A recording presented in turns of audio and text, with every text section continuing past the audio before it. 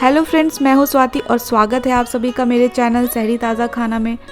और आज मैं लेके आई हूँ 2 तरह की पुए की रेसिपी जो कि बहुत ही टेस्टी बन के तैयार होती है। ये बेसिक पुए से थोड़ी डिफरेंट है, तो वीडियो में इन तक बने रहे मेरे साथ। और अगर आपको वीडियो अच्छी लगी तो वीडियो को लाइक और शेयर ज़रूर करें और चैनल को सब्सक्राइब करना बिल्कुल ना भूलें।